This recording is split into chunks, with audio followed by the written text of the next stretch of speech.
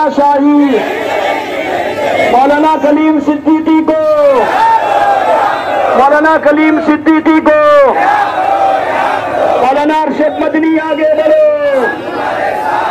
मुफ्ती मोहम्मद इस्माइल आगे बढ़ो, जमीयत उलमाए हिंद, जमीयत उलमाए हिंद शुरू करें। अरे मोदी तेरी तानाशाही, अरे योगी तेरी तानाशाही, जमीयत उलमाए हिंद, जमीयत उलमाए हिंद, मौलाना अरशद मदनी साहब आगे बढ़ो, मुफ्ती इस्माइल साहब आगे बढ़ो, मुफ्ती इस्माइल साहब आगे बढ़ो। दामद बरकातहू से दरखास्त करता हूँ आप तशरीफ लाएं, अपने ख्यालात का ऐलान करें। जमीयत उलमाए हिंद, जमीयत उलमाए हिंद मौलाना कलीम सिद्दीकी को, मौलाना कलीम सिद्दीकी को। भाई दरखास्त है, लोग जो लोग सामने हैं उनसे दरखास्त है थोड़ा सा हट जाए, थोड़ा सा किनारे हो जाए, थोड़ा सा किनारे। जो खड़े हैं उनसे दरखास्त है बैठ जाए। बिस्मिल्लाहिर्रहमानिर्रहीम नहमदुहु व नुसल्ली अला रसूलिहिल करीम अम्मा बाद। उलमाए किराम, समाजी, सियासी, कौमी, मिल्ली तंजीमों के जिम्मेदारान, हिंदुस्तान के कानून और हिंदुस्तान के इंसाफ से हम आहंग मालेगांव की वो आवाम जो आज इस धरने में शरीक है, मैं कुछ संजीदा बातें अर्ज करना चाहता हूं जिसका इल्म आपको भी होना चाहिए और मौजूदा डिपार्टमेंट के जरिए से हमारी ये आवाज हमारे बिरादरान वतन तक भी पहुंचे, योगी सरकार तक भी पहुंचे, मोदी सरकार तक भी पहुंचे और वो इस बात को नोट करके रखें। इस्लाम दीन फितरत है और ये दीन जिस वक्त से इंसानों की इब्तिदा हुई वहां से लेकर के आज तक यही दीन तसलसल के साथ चला आ रहा है। हमें इस बात का दावा है कि वो दीन बेआईनी ही अपनी असली हालत में हम मुसलमानों के पास है और कयामत तक ये दीन बाकी रहेगा। जिस वक्त अल्लाह पाक का ये फैसला होगा कि दुनिया के इस निजाम को खत्म कर दिया जाए तो अल्लाह पाक दीन की बुनियादों को, जैसे कुरान पाक है, इसे उठा लेंगे और जब इस रुए जमीन पर अल्लाह का नाम लेने वाला कोई बाकी नहीं रहेगा तब ये दुनिया खत्म कर दी जाएगी। हमारे आका जनाब रसूलुल्लाह सल्लल्लाहु अलैहि वसल्लम ने जब अपनी जिंदगी के आखिरी अय्याम में हज किया तो अरफात के मिना के मैदान में दुआ की थी और वो ये दुआ की थी कि पिछली जो कौमें उम्मतें गुजरी हैं उन पर अल्लाह पाक की तरफ से नाफरमानियों की वजह से जो अजाब आया था वैसा अजाब मेरी उम्मत पर ना आए। दूसरी दुआ हमारे आका ने मांगी थी कि कोई ऐसा जालिम बादशाह मेरी उम्मत पर मुसल्लत ना हो जो इन्हें सफ़े हस्ती से मिटा दे। तीसरी दुआ मांगी थी कि मुसलमानों में इत्तेहाद और इत्तेफाक रहे। मिना के मैदान में ये दुआ कबूल नहीं की गई। अरफात के मैदान में आप जवाल से लेकर के सूरज गुरूब होते होते तक दुआ मांगते रहे, ये दुआ कबूल नहीं हुई। सूरज गुरूब होने के बाद अरफात से निकल करके मुजदलिफा आए। मुजदलिफा के मैदान में अल्लाह के रसूल ने ये दुआ की। पहली दुआ कि पिछली कौमों और उम्मतों पर उनकी नाफरमानियों की वजह से जैसा अजाब आया था कि आसमान से आग बरसाई गई, पत्थरों की बारिश की गई, जमीनों को पलट दिया गया, सैलाबी कैफियत आई, हवाओं का तूफान आया, ऐसा अजाब इस उम्मत पर नहीं आएगा। ये दुआ कबूल कर ली गई। दूसरी दुआ जो मांगी गई थी وہ دعا قبول کر لی گئی کہ قیامت تک کوئی ایسا ظالم بادشاہ حکمراں مسلط نہیں ہوگا جو مسلمانوں کو، ایمان والوں کو صفحہ ہستی سے مٹا دے۔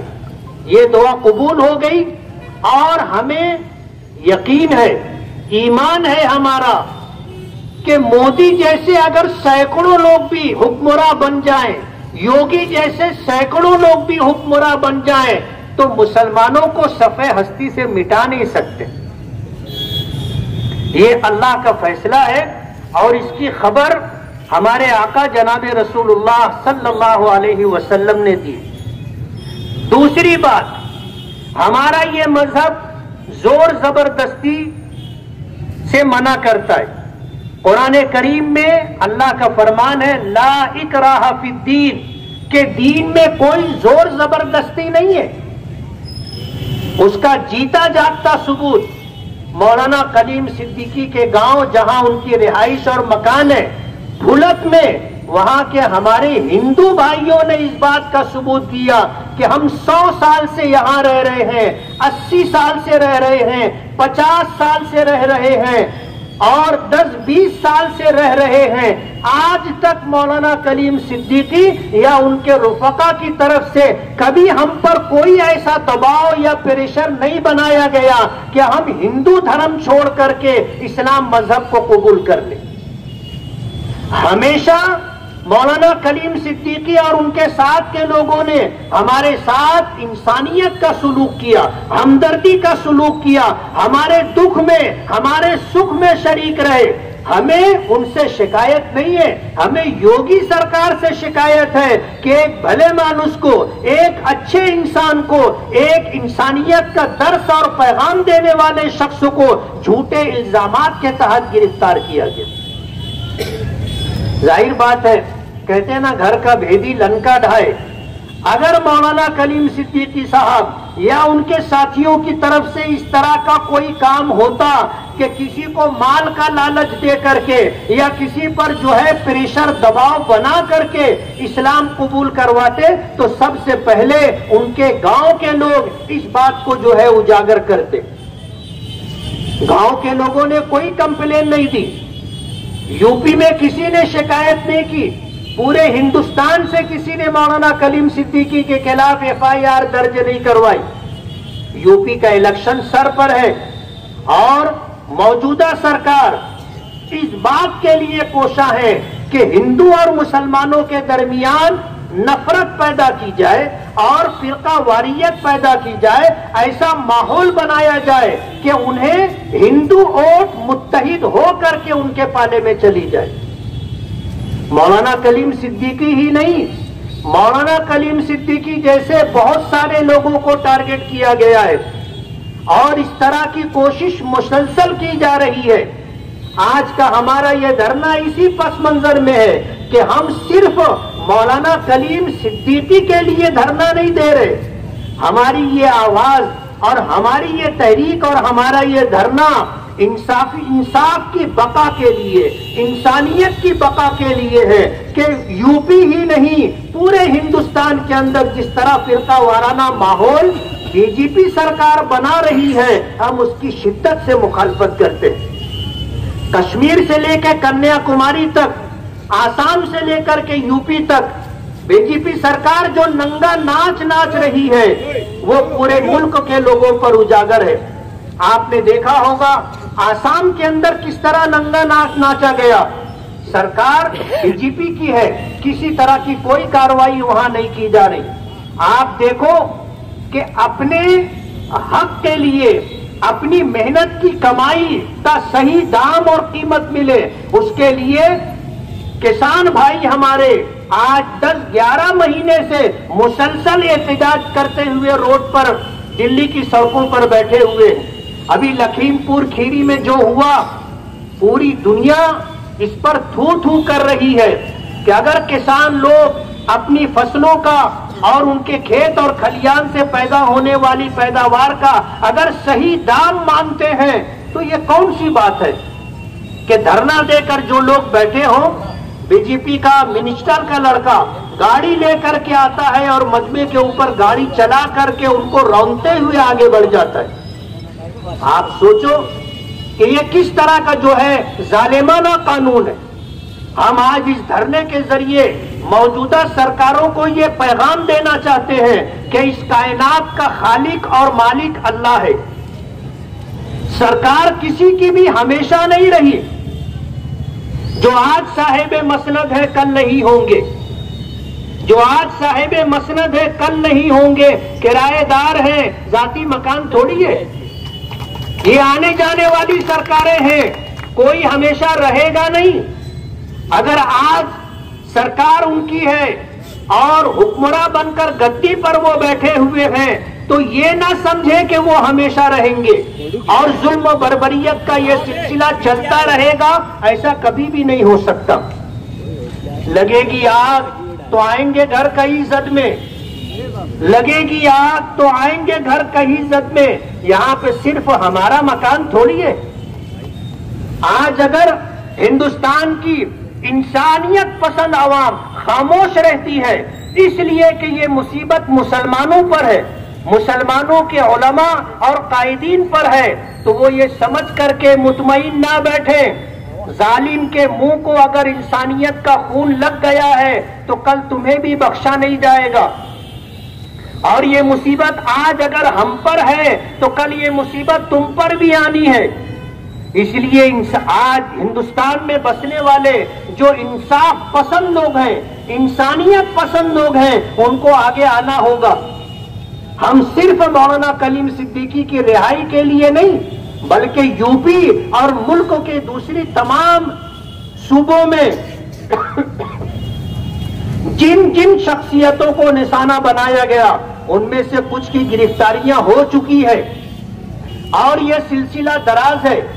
میں تقریباً 15 دن سے اسی مسئلے کو لے کر کے بیرون شہر تھا، اور جس طرح کے سنگین حالات آج ملک پر اور خاص طور پر مسلمانوں پر تھوپے جانے کی کوشش کی جا رہی ہے، اس کے لیے ہم لوگوں کو آواز بلند کرنا ضروری ہے۔ جمہوریت میں سر گنے جاتے ہیں، جمہوریت میں دیکھا جاتا ہے کہ کس طرف جو ہے زیادہ لوگ ہیں۔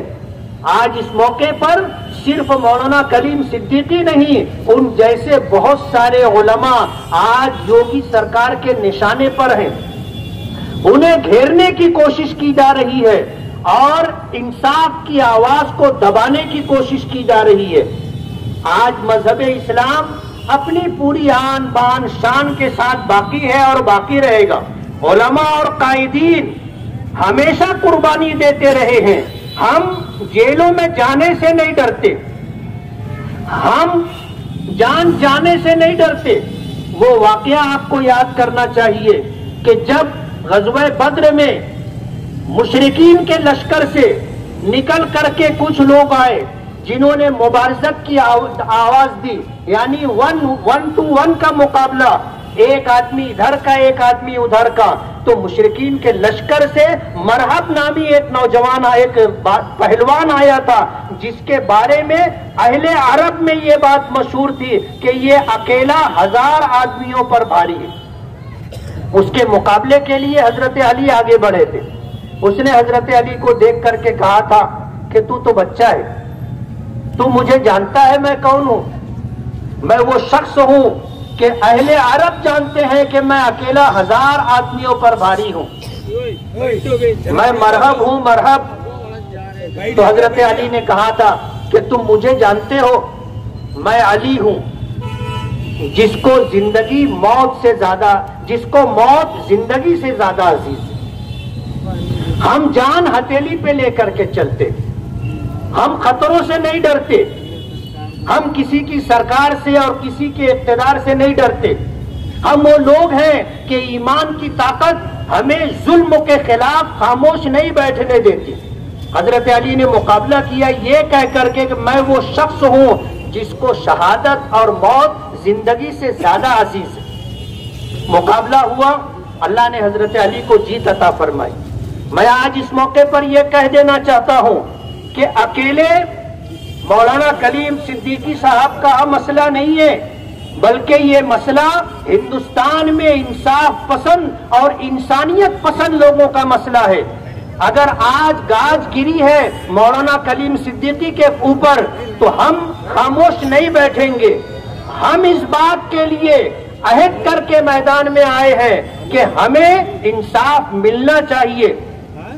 मौलाना कलीम सिद्दीकी के खिलाफ मुल्क से बगावत और गद्दारी और दहशतगर्दी के जो कलम लगाए गए हैं, ये जुल्म और बर्बरियत है और हम इसकी शिद्दत के साथ मुखालफत करते हैं। आज जमीयत उलमा मदनी रोड की तरफ से, शहर की आवाम की तरफ से हम सरकारी नुमाइंदों को ये बताना चाहते हैं कि हम इंसाफ के लिए और इंसानियत के लिए इकट्ठा हुए हैं। अगर कोई इंसाफ पसंद और इंसानियत पसंद शख्सों पर जालिमाना कार्रवाई करते हुए कोई ऐसी कलम लगाई जाती है जिससे उसकी जमानत ना हो सके और उसको जेलों में सलाखों के पीछे रखा जा सके, तो हम इसकी शिद्दत के साथ मुखालफत करते। जमीयत उलमा जिसकी आवाज पर आप यहाँ जमा हुए हैं, हम ये बावर कराना चाहते हैं कि हमारी ये आवाज हुकूमत तक, हमारी ये आवाज मरकजी हुकूमत तक पहुंचाई जाए कि मौलाना कलीम सिद्दीकी को और इस तरह जिन लोगों पर नाजायज और जालिमाना कार्रवाई करते हुए मुल्क से गद्दारी का और दहशतगर्दी का कलम लगाया गया है, दहशत गद्दारी की दहशत और गद्दारी की दफात लगाई गई है, उसे खत्म किया जाए और मौलाना कलीम सिद्दीकी और उन जैसे लोगों की रिहाई का फैसला किया जाए। जमीयत उलमा की आवाज पर आप हजरात यहाँ इकट्ठा हुए। मैं जमीयत उलमा के जिम्मेदारान की तरफ से आप सभी हजरात का शुक्रगुजार हूँ और ये पैगाम देना चाहता हूँ कि अगर हमारी आवाज नहीं सुनी गई और हमें सदा बसेरा रहना पड़ा, तो हम इसके बाद आइंदा जो इक़दामात तय करेंगे उससे आपको बाखबर करेंगे और उस प्रोग्राम के लिए आपको आना होगा। अपनी आवाज मरकजी सरकार तक और योगी सरकार तक पहुंचाना है, उसके लिए आप हजरात आए। मैं आपका शुक्रिया। जमीयत उलमा हिंद, जमीयत उलमा